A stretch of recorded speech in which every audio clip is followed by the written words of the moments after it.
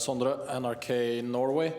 Question about Toni Kroos and the nickname Kerpas Toni that has been around in Germany sometimes. What is your thoughts on this nickname for Toni Kroos? Well, first of all, I don't. In my opinion, it's nothing bad, to be honest. I know that people make it sound not in the most positive way, but I know how important, decisive these kind of simple-looking passes can be, because that's also kind of my game, to be honest. And to prepare the last pass, or even to play the pass in that way, Toni is able to play it, is special, even though people don't see it. And I always in my career, for me, the most fascinating things were the things that looked the most simple way, but were just so effective, And it's a pleasure for me, to be Toni's teammate at this tournament. I think his vita is speaking for itself. The trophies he has won, and all the achievements. So you have to be a ridiculously good football player, to achieve all these things. And that's why also he's so important for us, Hi, Ilkay. Gabriel Antoniazzi from Radio Clyde in Scotland. You said in your first answer you expect a difficult game from Scotland tomorrow, but what kind of tactics do you expect from them? What kind of style? Do you think they'll sit deep and play for a draw? Do you think they'll come out and attack and just think it's a free hit, given it's their hardest game? What do you expect as captain? Well, randomly, I just read somewhere that some of the players, I'm not sure if it was Gilmore, said that they might surprise us also tomorrow by doing something we don't expect. So that already changed a little bit in my mind. So I'm not too sure. But in general, I would probably say a back three, back four, with fullbacks running down the line, and a center, of the game that will be very intense once we try to play the ball, into it, and a very experienced team in general, a team that is balanced, that probably knows when to sit deep and defend, which might happen more often tomorrow, because our game obviously is also a lot possession based. But it's important what we make out of this possession, and that we minimize our mistakes, that we don't give them too many opportunities to go on the transition, and on the counter, because I think that can be something very dangerous. And to dominate and try to get the 3 points, knowing that, as I said before, it's going to be tough. It's Sergio Fernandez from Relevo, Spain. I just want to ask you about this new rule with the referees. Do you think you're going to be able to keep your teammates away from the referee, and maybe people so experienced like Toni Kroos or something like that? Do you think they will want to be able to keep away from arguing with the referees? Thank you.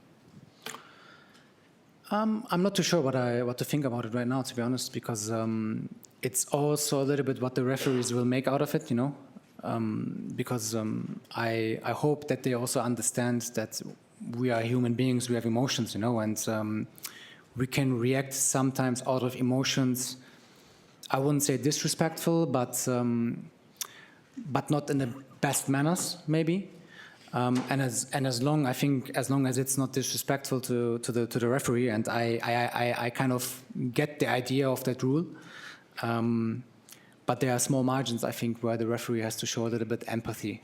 And I always felt that a world-class referee has that kind of empathy, to find the best possible solution for these kind of tight situations where you go try to discuss or complain or whatever, because complaints are part of that game, whether it's a player, a coach or a fan, we all love the game because it brings all these emotions.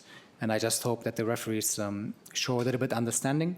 And again, as long as it's not disrespectful, I would prefer not to show too many quick yellow cards, to be honest. Hello, Ilkay. Ethan Fen from Football Cafe Media, China. So it's been 18 months since Qatar. And during this period of time, you've grown a lot as a player. You won the Champions League, moved to a new country. So how will your personal growth in these 18 months will help your performance at the tournament and your team? Thank you. Well, a lot have happened, to be honest, yeah, since Qatar 2 years ago. I had amazing moments, I had difficult moments. As you said, I moved to a new country. I learned about a new culture, you know, a new style of football. I got new teammates, a new coach, a new club. And of course, also I had to settle, you know, with my family, our newborn baby, you know, in a new country, which was challenging, to be honest with you. And this season felt very intense, also in terms of all the game time that I had personally, you know, on a personal level. Not too sure if that ever happened, you know, when I was in the Premier League, such a big amount of minutes I got, you know. And in phases, especially, I don't know, 2-3 months ago maybe, I kind of felt it, to be honest, because I'm also not getting younger. So there was not much space because of injuries and everything, you know, that we had in the team for rotation. So I had to play everything, nearly everything. But I've learned a lot also about myself, not just about everything else around me, you know, also about myself, how to deal with situations. And I made a lot of experiences, and I think life is about making experiences, you know, making or fail, you know, not just success, fail and get success afterwards, you know all kind of situations to see also how you react, you know, in difficult moments. So these memories will stay forever with me, you know, whether they are positive as a Champions League win or a bad loss, you know. Okay. Will this be the last tournament, last Euro tournament for your career? Because you are 33 right now. And can we see you in 2028 maybe? Because 8, yeah. It will be 37. So there's still can you tell us about your next national team goals? I'm not so sure, to be honest with you. It's something obviously I had my thoughts about, but obviously these kind of thoughts, they still need to mature, you know. I don't like to limit myself right now to say yes or no. I like to go a little bit with the flow, if that makes sense, and see how things turn out, you know, and when the moment comes, you know, also within myself to take that decision. So to be 100% honest with you, I don't know. We'll see. We'll probably see after the tournament, and then I'll communicate it as well.